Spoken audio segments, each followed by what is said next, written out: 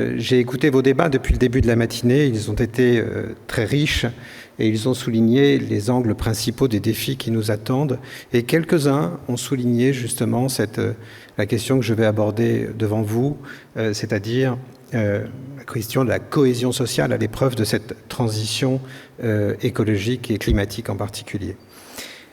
J'ai 3 convictions au sujet de la transition écologique. La première, c'est que c'est une nécessité.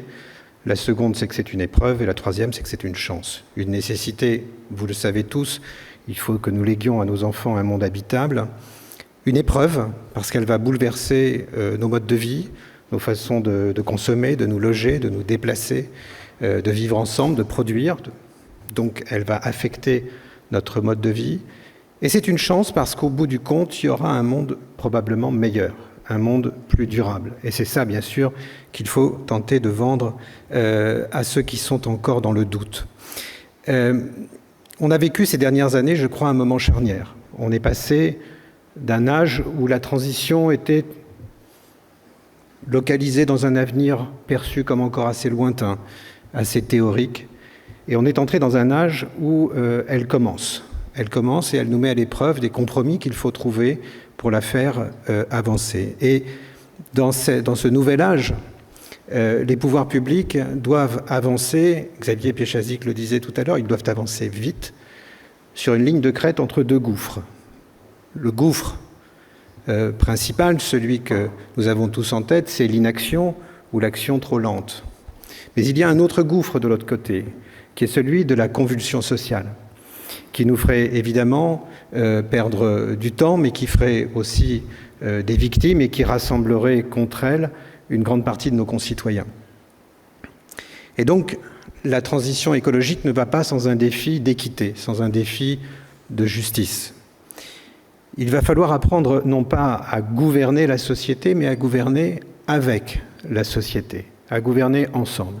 Je vous propose, mesdames et messieurs, de retenir cette définition simple de la démocratie. La démocratie, c'est l'art de se gouverner collectivement.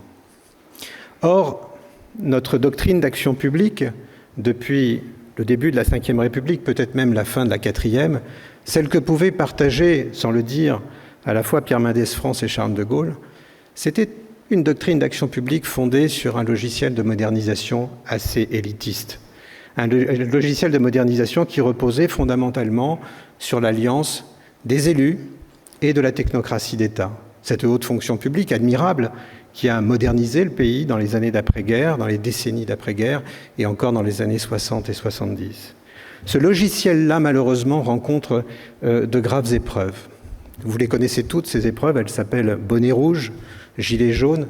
Je veux rappeler ici que ces deux mouvements sociaux sont nés de politiques climatiques qui étaient assez consensuelles en apparence.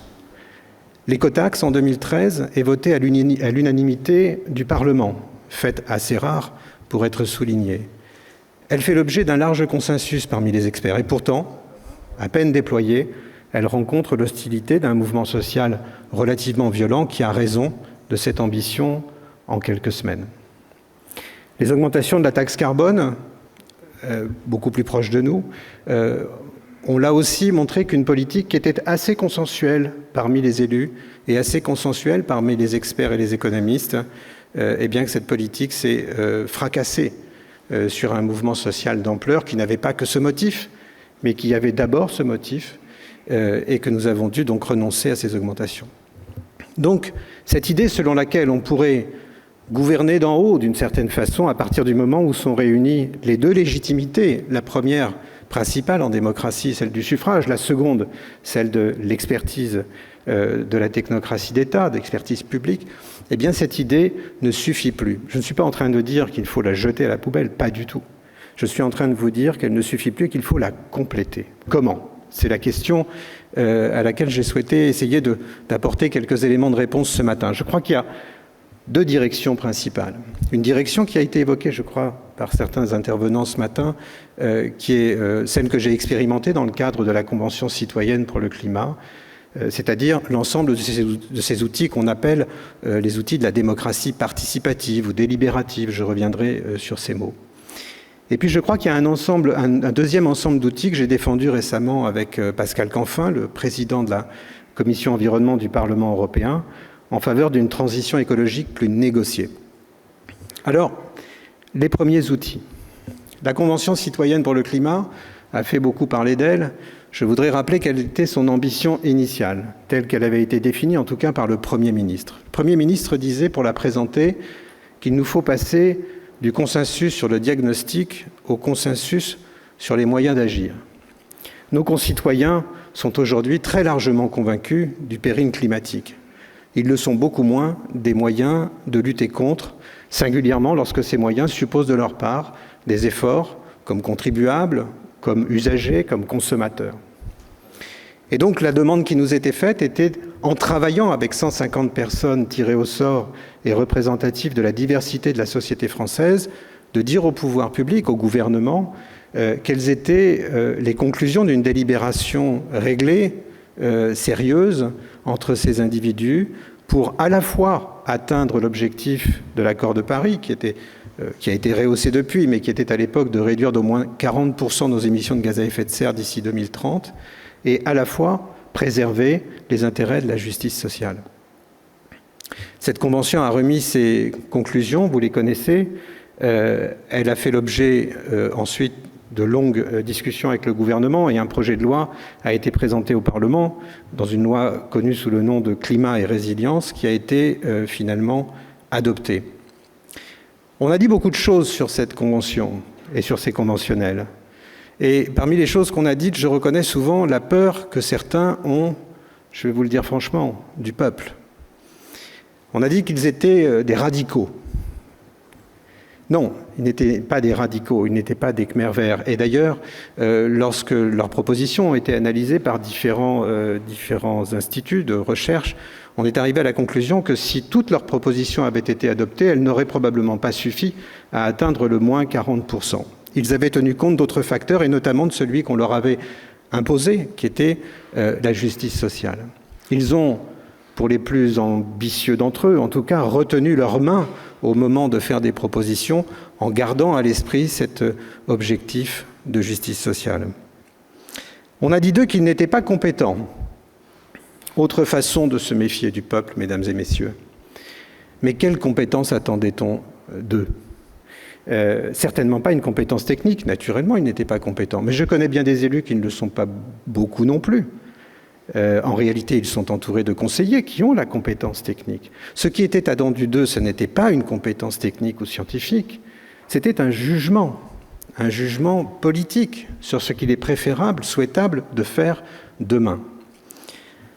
On a dit d'eux, enfin, qu'ils n'étaient pas représentatifs. Ils ne l'étaient pas au sens où peuvent l'être des élus issus du suffrage, mais ils l'étaient descriptivement, dans un sens où, malheureusement, la démocratie représentative l'est rarement. C'est-à-dire que l'on trouvait parmi eux tous les visages de la société française. Des ouvriers, des cadres, des chirurgiens, des retraités, des jeunes, des vieux, etc. Qu'est-ce qui peut être fait dans le futur avec ces outils ?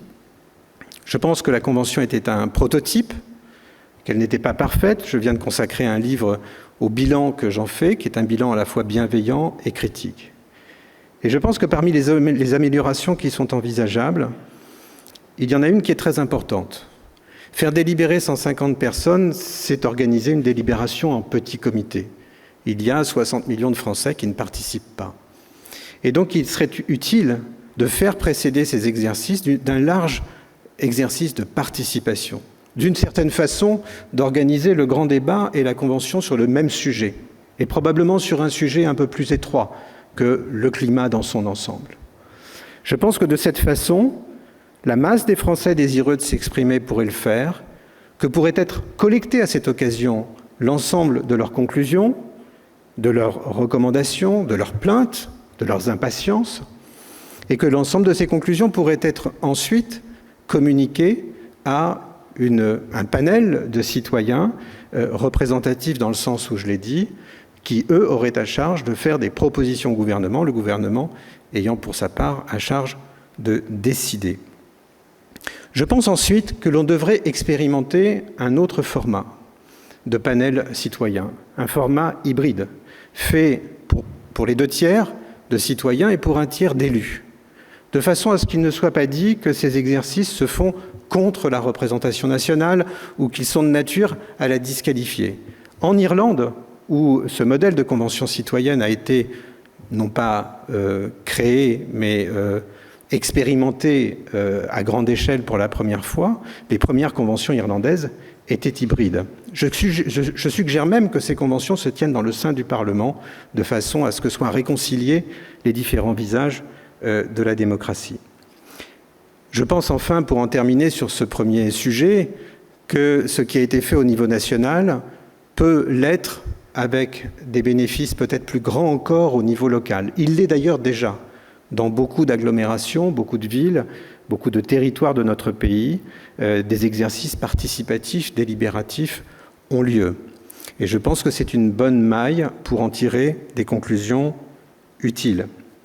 Je veux signaler aussi, et il y en a dans cette salle, que des entreprises se sont emparées de ces outils pour mieux connaître leurs clients, leurs usagers, et je crois qu'elles en ont tiré, qu'elles en tireront demain un grand bénéfice.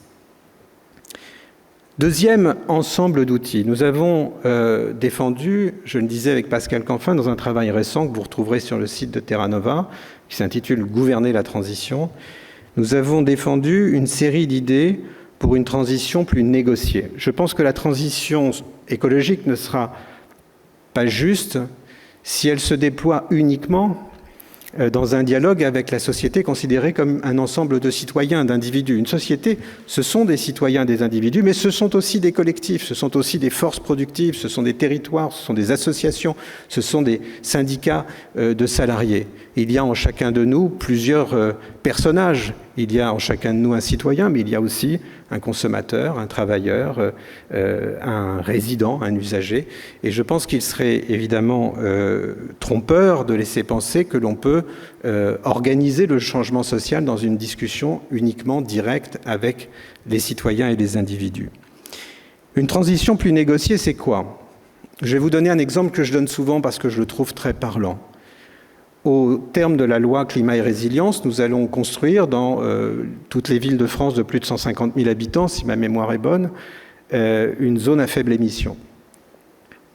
Elles vont poser, ces zones à faible émission, deux problèmes. Elles vont poser un problème aux résidents les plus modestes, qui se déplacent encore en voiture et qui ont des véhicules anciens, polluants, etc. Mais enfin, en dehors de quelques métropoles qui sont encore de composition assez populaire, ce ne sera pas le problème numéro un. Elles vont poser un autre problème qui, lui, sera beaucoup plus massif. C'est qu'elles pénaliseront tous ceux qui font usage de la ville pour travailler chaque jour, mais qui viennent de l'extérieur de la ville et qui viennent travailler dans la ville. Et je pense en particulier aux artisans de la logistique marchande. Je dis bien les artisans. Je sais que UPS, Amazon, La Poste ne rencontreront pas forcément de gros problèmes à renouveler leur flotte. En revanche, les petits artisans qui possèdent parfois 2 ou 3 utilitaires vétustes et qui ont peu de marge dans leur activité peineront à renouveler leur flotte et seront pénalisés par ces zones à faible émission. Et si rien n'est fait, il est à redouter que le jour où ces zones à faible émission seront mises en place, ces gens protestent, voire bloquent les points d'accès. Que faire? Eh bien, il faut faire ce qui se fait déjà dans certaines agglomérations. Je crois que c'est le cas à Lyon. Il faut mettre autour de la table tous les acteurs du problème et essayer de trouver des solutions. Les acteurs, c'est qui? C'est le banquier, à qui les pouvoirs publics peuvent demander en présence des artisans: quel taux faites-vous si nous dérisquons le crédit, si nous nous portons garant? Ce sont les constructeurs automobiles à qui on peut demander: quel prix faites-vous si nous vous assurons tel volume d'achat? Et ce sont bien sûr les artisans à qui nous demandons si tel taux vous est fait, si tel prix vous est proposé, combien de temps vous faut-il? C'est très simple ce que je raconte là. Et je l'ai exposé devant des diplomates récemment, et notamment des diplomates scandinaves, qui m'ont dit: mais c'est ce que nous faisons naturellement. En effet, en Suède, par exemple, l'organisation Fossil Free for Sweden a fait progresser beaucoup plus vite que chez nous les dossiers qui nous occupent ce matin en procédant de cette façon. Et donc, pour que la France se saisisse de ces outils de contractualisation. Nous suggérons qu'une agence technique, publique, opérationnelle soit créée dans la prochaine mandature que nous avons intitulée France Transition, qui serait l'opérateur ayant vocation à préparer ces négociations, à préparer ces compromis, ces accords avec tous les acteurs des secteurs qui seront le plus fortement impactés. Vous trouverez dans cette note beaucoup d'autres propositions, mais je ne veux pas être trop long. Je voudrais dire un dernier mot sur un troisième outil que je n'ai pas présenté en introduction, mais qui me semble un ensemble d'outils qui me semblent fondamentaux. C'est ce que j'appelle l'écologie populaire. Cette expression renvoie à beaucoup de débats parmi les écologistes, mais ce que j'appelle l'écologie populaire, c'est l'écologie des classes populaires. Je pense que nous devons inventer l'écologie des classes populaires, l'écologie pour les gens modestes. Qu'est-ce que ça veut dire? Ça ne veut pas dire simplement prévoir des compensations. Ça ne veut pas dire simplement prévoir des compensations monétaires ou financières. Bien sûr qu'il faudra accompagner les publics les plus fragiles dans cette transition. Mais ça veut dire faire de ces publics des agents actifs de la transition, fiers de pouvoir eux-mêmes y contribuer. Nous avions proposé, au moment où les discussions se nouaient sur le plan de relance, que pour soutenir la consommation de ces catégories qui, elles, n'avaient pas épargné durant la crise, sachez-le, on mette en place un chèque vert. Vous connaissez les chèques déjeuner ou les tickets restaurants. Eh bien, un chèque vert, c'est à peu près la même chose. C'est de l'argent fléché que vous proposez à un certain public en lui disant, écoutez, voilà, si d'ici le 31 décembre, vous n'avez pas dépensé cet argent, il ne vaudra plus rien. Et cet argent, vous pouvez le dépenser uniquement dans certaines catégories de biens et de services. Et ces catégories de biens et de services, c'était des catégories de biens et de services verts. L'alimentation bio, mais aussi la réparation du vélo, le vélo lui-même, peut-être du tourisme éco-responsable, que sais-je. L'idée était non seulement de soutenir la consommation de ces ménages, de les aider, mais aussi de leur permettre d'entrer dans le mouvement, qui est le mouvement de l'histoire, en se disant qu'ils ne peuvent pas en rester simplement des spectateurs.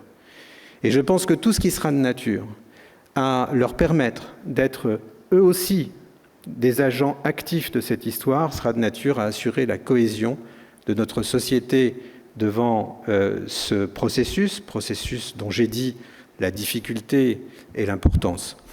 Donc voilà, si vous avez vous-même des idées pour jeter les bases de cette écologie populaire, je serais heureux que vous me les communiquiez parce que je pense qu'il y a là un chantier absolument central pour notre pays. Merci beaucoup de votre attention.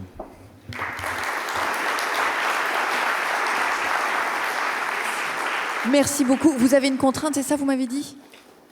Est-ce qu'on a 2 minutes?